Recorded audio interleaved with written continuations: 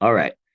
My internet just came on and it kicked me back out. So, but you already have strong tenses. You have a tense. So, keeping it in one tense, I think, is a great way to do that.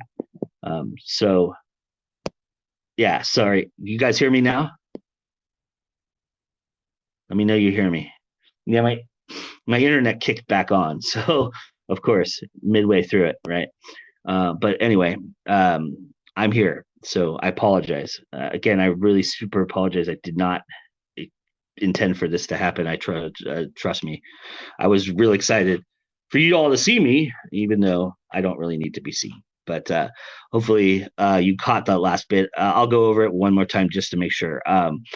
I don't know where I cut off, but tense, having the right tense, whether it's past, present, or future tense, you're keeping within that structure, because you're a novelist, you have that already. You've been dinged for that, and if you haven't, go back and look at it and make sure you're writing in one tense. All right. If you change tenses, that's fine, but in the screenplay, the conflict probably is only going to be written in one way. So keep that in mind.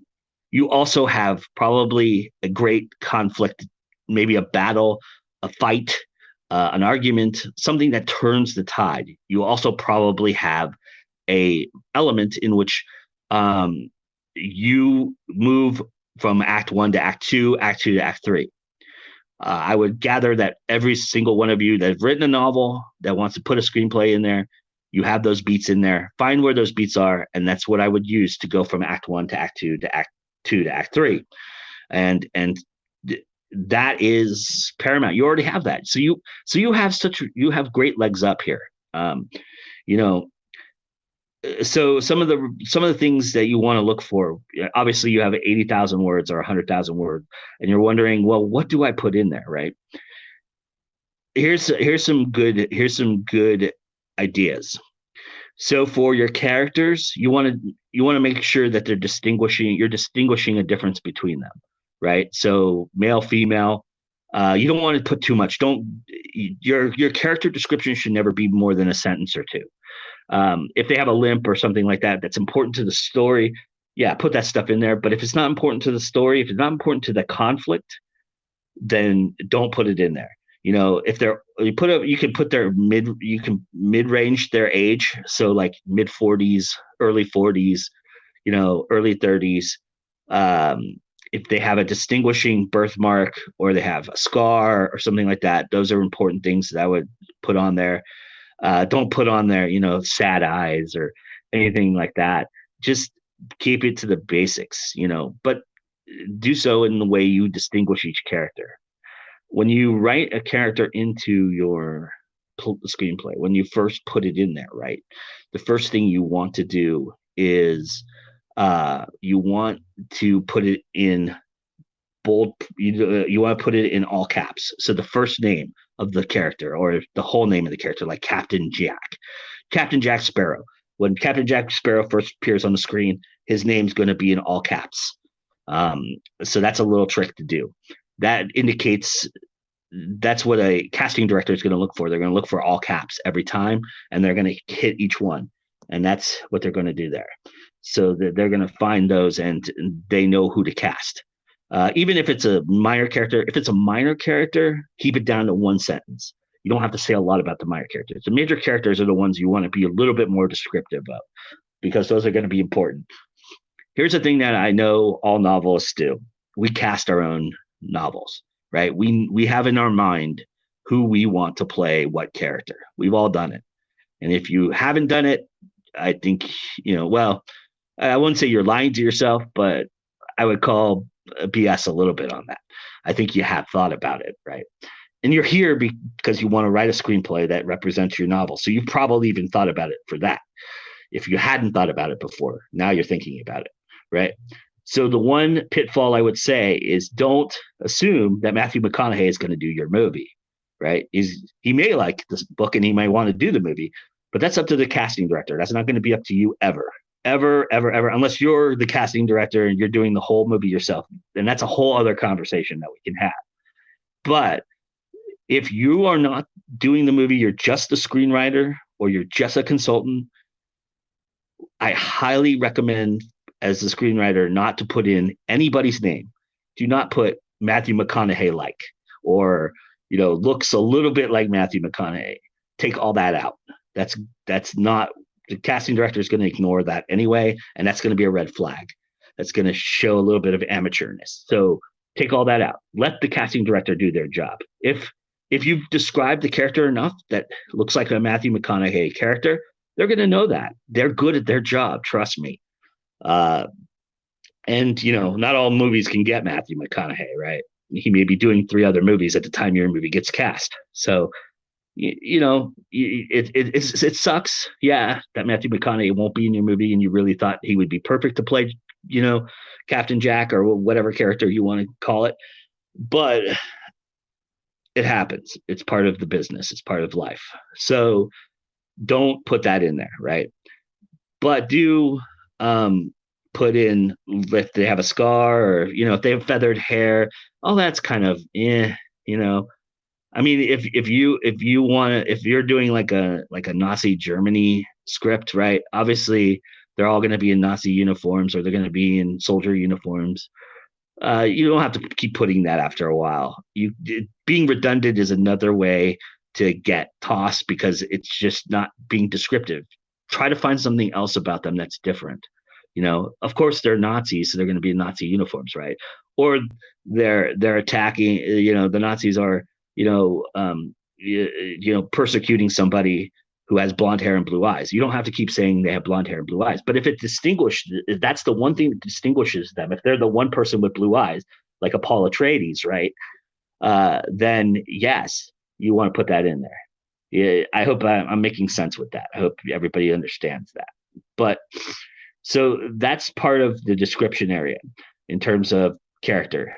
It's going to be the first thing you do so you're going to do what's called a log line, which sets up the scene. Anytime that you have a scene, you're going to switch scenery. So even if you go from inside to outside, this is a big debate, by the way. This is not always the case. I would refer to the Screenwriter's Bible in this case and maybe read some trade magazines and see, because there's certain things like fade in and out is always a discussion amongst whether or not you put that in there. And this is also one of those discussions, whether you go from inside to outside. I always change the scene. I always go from inside to outside. If I go from inside to outside, I always do a log line and change it from inside to outside.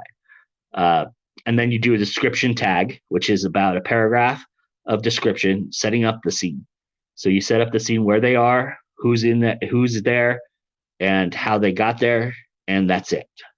You don't have to describe that the flowers are blooming, or that if there's no flowers. If it's like an apocalyptic world, to say it's an apocalyptic world, or it's a barren wasteland. I mean, you can obviously be descriptive and use great adjectives and action words like you would in your novel, but also keep in mind that can get you in trouble. So stay on point. That's my biggest advice to you: is stay on point. Make sure that you are always talking about the conflict and moving the story forward. And your description should reflect that. Shouldn't be more, if your description is more than 6 or 7 lines in a paragraph, look where you can cut it, because you can. Usually, the longest description is usually a fight scene, and that even still, because you throw a punch and then the other person reacts and maybe they say something and you break up the description. Like I told you at the very beginning, more white than ink on the page is preferred. So any way you can break up a description with dialogue, or with a insert or anything like that, and we'll get into that in a second, that's what you need to do. You need to keep it moving, keep it flowing. The more you keep it moving and flowing, the more the reader's going to get into it, the more the reader's going to want to keep reading, right? So the other things that a lot of first-time screenwriters do, and maybe novelists, because they're thinking about, like, I want this grand shot of my world at the very beginning, just put in, we're in this world. Do not put shots in there. Do not say, oh, this is a wide-ass shot. This is the biggest wide-ass shot I've ever seen, and a drone shot flying over the kingdom, and you see the big castle, and then you see the barren fields, and you see all of that. Don't put any of that. That's all garbage. Because what's going to happen, like I told you before, a director of photography, a cinematographer is going to take the script and they're going to work with the director, determine what shots they really get. And they're going to do that regardless if you put it in there. But if you put it in there, you're probably not ever going to get it to a director or director of photography, a cinematographer. So just leave it out. Let them do their jobs. Again, this is a collaborative medium that you're entering into. And yes, they're taking it from your baby. And I get that. And it's very personal. And you want to see it so richly represented and put out there right. And you have every right to do so. But you also have to remember that these guys been doing what they do for a long time, and they have a vision, they have an idea, and they're going to be married with you if you can just convey to them the core of what you're trying to say. That's ultimately what you're trying to do with a novel anyway, is you're trying to tell a story and get readers interested. You can't control how a reader feels or thinks, right? Just as much as you can't control how a director or a cinematographer feels or thinks either. They may have a different vision, and it's their right because they were hired to make your vision true. And they were hired to do that because they have an idea of what your vision is. They're not there to screw you. They're not there to say, "Oh, the novelist was so wrong about this part. I'm going to rewrite this and change it." Anybody who does that did so because the studio told them to do it, not because they wanted to do it. They had a vision, and their vision is usually your vision. It happens. Yes, it does. It does happen. And I'm not going to sit here and say it doesn't. Things get screwed up. Obviously, we've all heard the adage, the book is always better than the movie. And those happen, but that is so rare. I'm telling you right now, think about how many movies get made, right? There's, every year, 1,800 to 2,000 movies get made. 200 to 300 now television shows, maybe even more than that with all the streaming services out there. You can't keep track of them. All get made from a narrative perspective, and those all have source material, whether it was the original author, whether it was original screenwriter. They all have source material to play from, and so you have to think that the odds are pretty good that whatever your source material conveys is going to get represented on the screen properly. It's just the way it goes. All right, so anybody have any questions that they want to put out there? I'll scroll through the chat and see if there was questions that I missed. But it doesn't look like it. But if you have a question for me, now's the time to ask. Any question. Don't worry about if you missed out on something, or if I'm repeating myself. I have no problem doing that. So just ask a question if you want to ask a question about it. The bottom line is like I said, you have an incredible leg up on everybody else because you have a story already in place. You know how it begins, finishes, and all of those things are so important. So that is going to be what you take with you. Okay, so Valerie asks, what software program do you use for writing screenplays? So there's several out there. I know that people out there will look at this and say, well, Final Draft is the mecca, the be all end all. And yes, Final Draft is important. And if you don't have Final Draft, that could hinder you in some respects, because most people will ask for the Final Draft version. They'll ask for the Final Draft file. Now, I will tell you that there's ways around that. And you can use free software like Writers Duet, writersduet.com. So WRITERSDUET.com. That is a free software that you can use. They do have a publishing program, or a monetized program that you can use with more options. And one of those options, if you pay for their subscription, is to turn your screenplay into a Final Draft version. And so you can do that and then just save it as a final draft file and then send your final draft file to whoever's asking for a final draft file. PDFs are rarely asked for. And if somebody asks you for a PDF, I would check them out prior to sending the PDF, just like in novels. You don't want anybody asking for a PDF because they'll take that PDF and they'll pirate it, right? So anybody who does that in studios or production companies, what they're doing is not so much pirating it, but they're taking your idea and housing it, and they can. PDFs have this weird thing where they have this, it's an odd copyright issue thing. But so before you send a PDF, definitely check the credentials. I would always recommend sending it in a final draft file or a Word file or something to that effect. So Microsoft Word can be used. Writersduet.com. Like I said, there's also a screenwriting software called Celtx, which is CELTX.com. And that can be downloaded onto your PC or even your phone now, I think. And you can write from there, and it puts it in a screenwriting format. The cool thing about using these screenwriting programs is that it's already formatted for you. A lot of them use tabs and formatting that are accepted worldwide and universally. So you don't have to worry about the format, even though I would still study format and just make sure. Screenwriter's Bible again. But Final Draft is the preferred method for everything. That's what Hollywood runs off of. It's simply because everybody has it, and everybody has a Mac in Hollywood, and it's the best program for Mac. So Final Draft is the one that everybody uses, but it costs about $300. You can get pirated versions out there, and there are some that are legit or cheaper versions. You can also go to the WGA.org and get a coupon for Final Draft by signing up for, I think you sign up for some kind of subscription that they have where they give you information like a newsletter, but it's like a subscriber newsletter, like an LA Times subscription kind of thing. And they give you a coupon for Final Draft.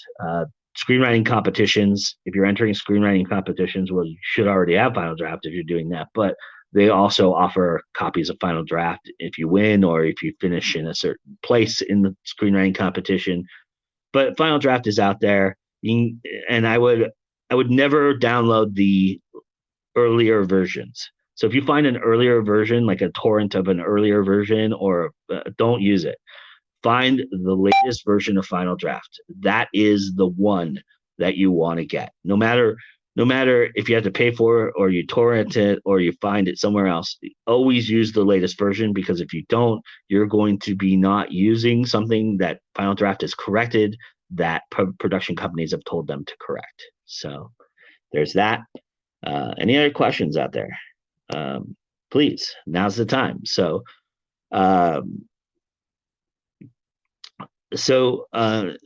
hopefully this helps you on your journey a little bit to create some,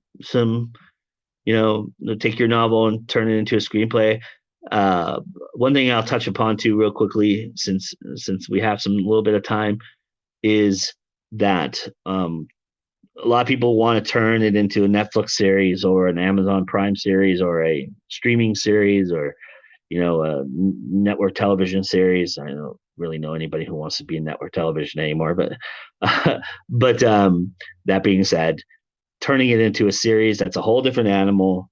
What I highly recommend is to take your first screenplay, if you're going to turn it into a pilot, you're just going to write a pilot, and that's all you should really write. Well, you should write a series Bible too, but we can get into that as well. But you should write a pilot for sure, and that pilot should be like a movie screenplay. It should look just like a movie. It should be a 90-page or 60-page, actually, because it's probably a drama. You want to do 60 pages.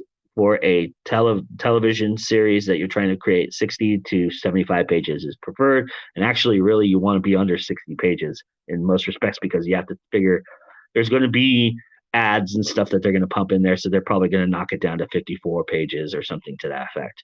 It's because they're only going to film like 50 minutes, but for a 60-minute drama. But if you write it like you're writing your first screenplay. So, any screenwriting craft books you recommend? Yes. So obviously the Screenwriter's Bible, which I've talked about a lot here. Story by Robert McKee is a great one. Save the Cat. You know, I have my thing about Save the Cat. You know, it is what it is. But Robert McKee, certainly Story is the be all end all. And get the latest version. If you're going to create your own movie, if you're going to take your screenplay and you're going to make your own movie, or you're working with an independent producer to make your own movie, How to Make a Movie in 10 Days, How to Make a Film in 10 Days, or it even has, I think now they even have How to Make a Film and a Television Show in 10 Days. Independently, that I'll find out the author and I'll let everybody know. But that is a great book, How to Make a Movie in 10 Days. And the other thing I would recommend, here's another thing I would recommend. Here's a site for you all. It's called Drew's, DREW, Scriptorama, Scriptorama.com. Drew's Scriptorama. Just actually search for it in Google, because I'm not sure if it's .com or .net. And I would tell you right now, but I can't get on the internet. Drew's Scriptorama. There, just like when you're writing a novel, right? You want to read in your genre, right? You want to find books that you would be in your genre, or like your book, or that authors you like. And you would read those books, because that reading is just as important as writing. Well, the same goes for screenwriters. Drew's Scriptorama, I like that over all the other ones, because what Drew's Scriptorama does is it doesn't always post the spec script. So there's 3 types of scripts. There's a spec script, which is the script that we're talking about you writing, from your novel to a screenplay. That is the initial first thing that every movie gets made from, the spec script. The second thing that happens with a script is what's called a production script. And those are where the production company moves the margin and then makes notes. Take this out, put this in, extend this out. And then they hand that to the screenwriter, and the screenwriter fixes it.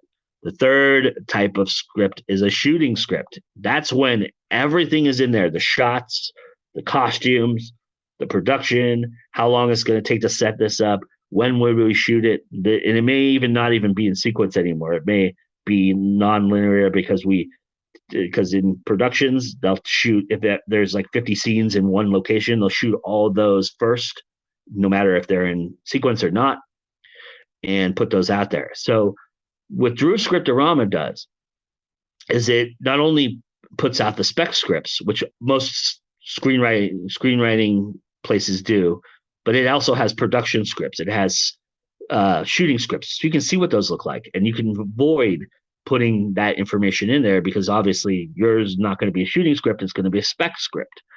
So you can look at all those and say, okay, obviously I don't want to put that in there or that in there. And you can also compare the two. You can take a spec script, and usually he has a spec script and a shooting script, and you can look at both of those. And that will, reading screenplays will give you an idea of how they are formatted, how they look, especially spec scripts. And I highly recommend doing that. That's something I would highly recommend. There you go. Thank you, Valerie. It's very nice of you to put that in there. So that being said, that's one of those I would definitely check out. Like I said, Story by Robert McKee is the be all end all in terms of screenwriting books, though. That's every screenwriter has probably read that book, and if they haven't, they should. Robert McKee is a forlorn expert at it. I mean, you could read How to Write a Screenplay by Sid Field. Sid is no longer with us. He's written several books on screenplays, how to write it. He's even written like how to write crime thrillers and different genres he's tackled. So Sid Field, SYD FIELD, Sid Field. That is a guy I would look up as well and check out his books on screenwriting.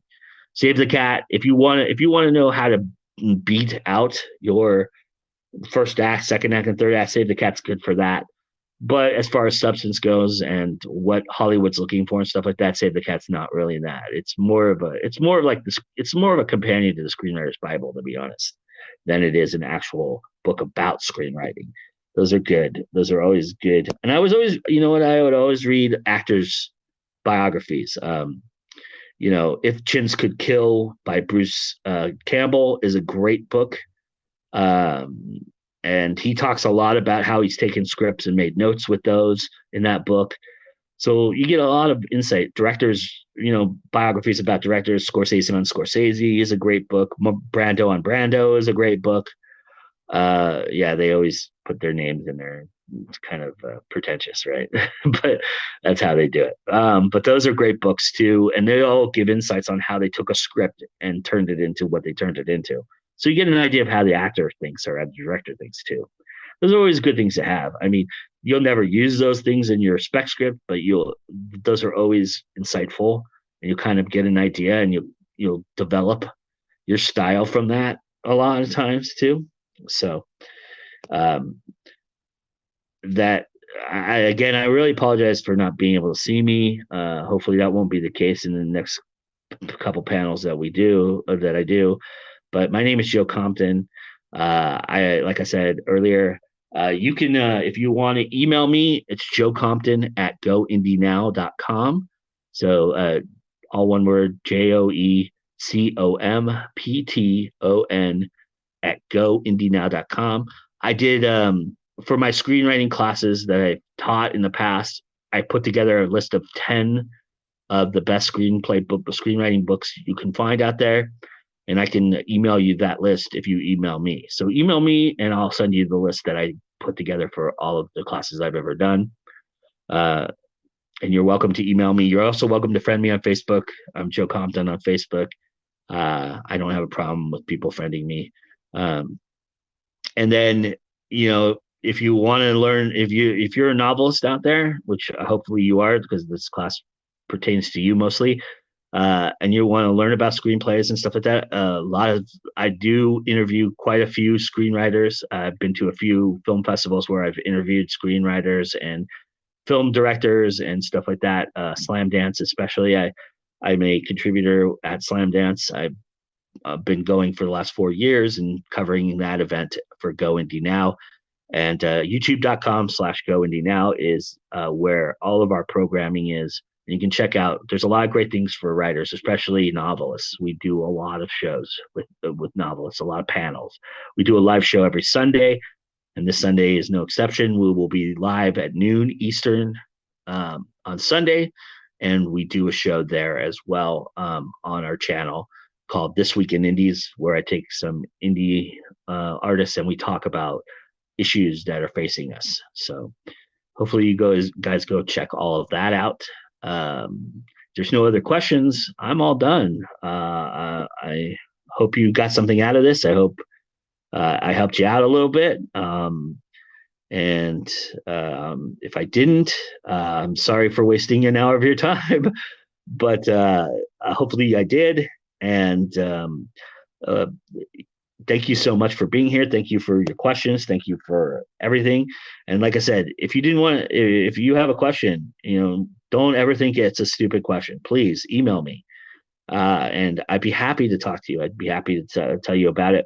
I'm going to be, if you want to learn more about really, really getting into the screenwriting aspect of things, I will be teaching a class this fall about screenwriting on an online university. More to come on that information. So again, keep my email there, and you can email me and I'll give you all the information about that class. And I will should tell you where to go to sign up for that. And then you can take my 10-week class on screenwriting. And that really details every pinpoint of everything. And I will not leave you hanging, I promise on that. All right, everybody. Have a wonderful rest of your day. Thank you so much for joining me. Enjoy the rest of your conference. This is an awesome conference. I've been honored to be asked to be here. And I'll be around. I'll be doing a couple more panels tomorrow on marketing your books. I'm on a marketing panel, and then I have a special presentation that I'm presenting tomorrow. So check that out on the schedule. You'll see my name, and that's where you want to go. All right, everybody, take care. Bye.